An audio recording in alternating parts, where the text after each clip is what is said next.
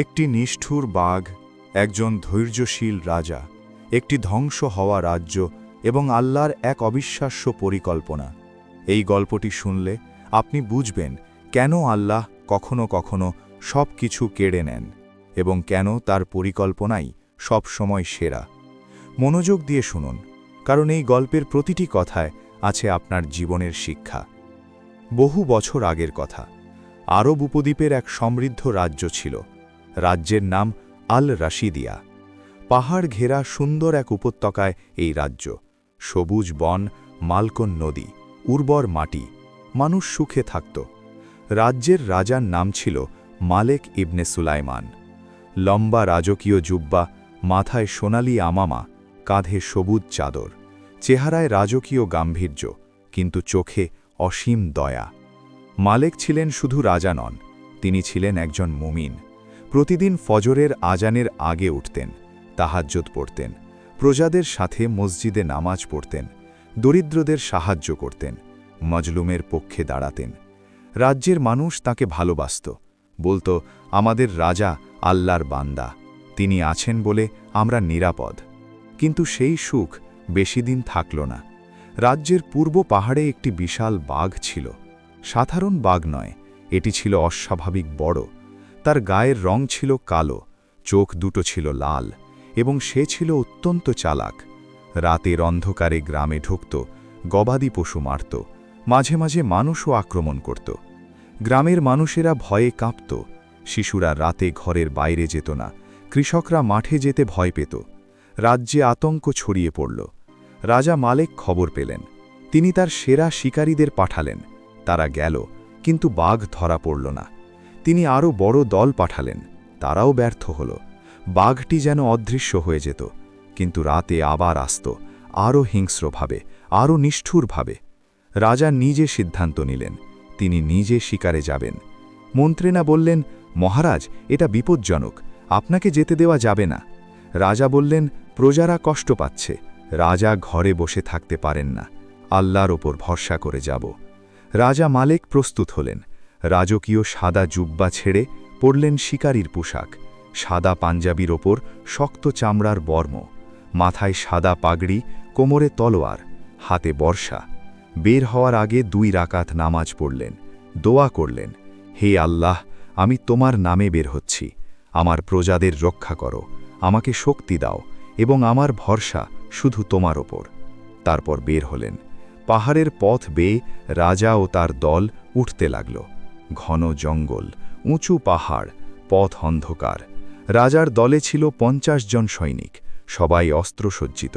কিন্তু জঙ্গলে ঢুকতেই একটি ভয়ানক ঘটনা ঘটল। বাঘটি হঠাৎ আক্রমণ করল, পাহাড়ের উপর থেকে লাফ দিল। সৈনিকরা ছত্রভঙ্গ হয়ে গেল। বাঘের আক্রমণে 3 জন সৈনিক আহত হল, বাকিরা ভয়ে পালালো। রাজা মালেক একা পড়ে রইলেন। রাজা তলোয়ার বের করলেন, বাঘের সামনে দাঁড়ালেন। বাঘ তাকিয়ে আছে, লাল চোখে, গর্জন করছে। রাজার বুক ধুকধুক করছে, কিন্তু পা কাঁপছে না। তিনি মনে মনে পড়লেন, হাসবুনাল্লাহু ওয়া নিম্মাল ওয়াকিল, আল্লাহই আমাদের জন্য যথেষ্ট, তিনিই সর্বোত্তম কর্মবিধায়ক। বাঘ আক্রমণ করল। রাজা পাশে সরে গেলেন, বর্ষা ছুড়লেন, বাঘের পায়ে লাগল। বাঘ আরও রেগে গেল, আবার আক্রমণ করল। এবার রাজাকে থাবা মারল। রাজা পড়ে গেলেন। রাজার বাম হাতে গভীর আঘাত, রক্ত পড়ছে। বাঘ সামনে দাঁড়িয়ে, আরেকটি আক্রমণের জন্য প্রস্তুত। ঠিক সেই মুহূর্তে দূর থেকে তীর এলো, বাঘের পাশে লাগল। বাঘ চমকে পিছিয়ে গেল। রাজা তাকিয়ে দেখলেন, একটি তরুণ ছেলে, সাধারণ সাদা পাঞ্জাবি, মাথায় সাদা টুপি, হাতে ধনুক। সে দৌড়ে এলো, বলল, মহারাজ উঠুন, দ্রুত। তরুণটি রাজাকে টেনে তুলল। দুজন মিলে ছুটতে লাগল। বাঘ পিছু নিল, কিন্তু পাহাড়ের এক ঢালে এসে বাঘ থেমে গেল, যেন অদৃশ্য দেওয়াল। বাঘ আর এগোল না। রাজা ও তরুণটি একটি গুহায় আশ্রয় নিল। রাজার হাতের ক্ষতস্থান বাঁধল তরুণটি। রাজা জিজ্ঞেস করলেন, বাবা, তুমি কে? তরুণটি বলল, আমি এই পাহাড়ের কাছের গ্রামের মানুষ মহারাজ, আমার নাম দাউদ। বাঘের কবলে অনেক মানুষ হারিয়েছি আমরা, আমার বাবাকেও বাঘ নিয়ে গেছে। রাজার বুক ভারী হল। বললেন, তুমি একা এখানে কি করছিলে? দাউদ বলল, বাঘ মারতে এসেছিলাম মহারাজ, একা। রাজা অবাক হয়ে তাকালেন, বললেন, একা? দাউদ বলল, জি মহারাজ, আল্লাহর ওপর ভরসা করে। রাজার মুখে হাসি এলো। সেই রাতে গুহায় দুজন বসে রইল, বাইরে ঝড়, ভেতরে ছোট্ট আগুন। দাউদ বলল, মহারাজ, আপনি ভয় পাননি? রাজা বললেন, পেয়েছিলাম, কিন্তু আল্লাহর কথা মনে হতেই ভয় চলে গেল। দাউদ বলল, আমারও তাই হয়েছিল। বাবা মারা যাওয়ার পর মনে হয়েছিল সব শেষ, কিন্তু মসজিদে গিয়ে শায়েখের কাছে শুনলাম আল্লাহ বলেছেন কষ্টের সাথে স্বস্তি আছে। সেই থেকে আর ভয় নেই। রাজা দাউদের দিকে তাকালেন, মনে মনে বললেন, এই ছেলে সাধারণ নয়। পরদিন ভোরে ফজরের আজান হল। দুজনে মিলে জামাতে নামাজ পড়ল। রাজা ইমামতি করলেন, দাউদ পেছনে দাঁড়াল। নামাজ শেষে দুজন বসল। রাজা বললেন, দাউদ, তুমি আমার প্রাণ বাঁচিয়েছ, আমি তোমাকে পুরস্কার দিতে চাই। দাউদ বলল, মহারাজ, পুরস্কার লাগবে না, শুধু বাঘটা মারুন, আমার গ্রামের মানুষ যেন নিরাপদে থাকতে পারে। রাজা হাসলেন, বললেন, ঠিক আছে, কিন্তু তুমি আমার সাথে থাকবে। আজকে একসাথে বাঘের মোকাবিলা করব। দাউদ রাজি হল। সেদিন দুপুরে দুজন বের হল, পাহাড়ের গভীরে, বাঘের গুহার দিকে। দাউদ পথ দেখাচ্ছে, রাজা পেছনে। হঠাৎ দাউদ থামল, ইশারায় রাজাকে চুপ থাকতে বলল। একটু দূরে বিশাল কালো বাঘ ঘুমাচ্ছে।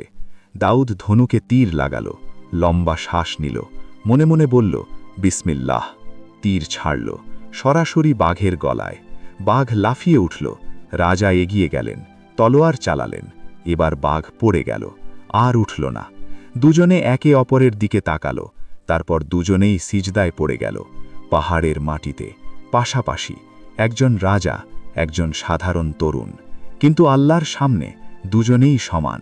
রাজা বললেন, আলহামদুলিল্লাহ। দাউদ বলল, আলহামদুলিল্লাহ। প্রিয় ভাই ও বোনেরা, এই ছিল প্রথম ভাগের গল্প। রাজার পরীক্ষা শুরু হয়েছে, বাঘ মরেছে, কিন্তু পরীক্ষা শেষ হয়নি। দ্বিতীয় ভাগে রাজার সামনে আসবে আরও বড় পরীক্ষা। রাজ্যের ওপর আসবে শত্রুর আক্রমণ, দাউদের জীবনে আসবে এক অবিশ্বাস্য মোড়, এবং আল্লাহর পরিকল্পনা হবে সম্পূর্ণ। ইনশাআল্লাহ দ্বিতীয় ভাগ দেখুন। জাযাকাল্লাহু খাইরান।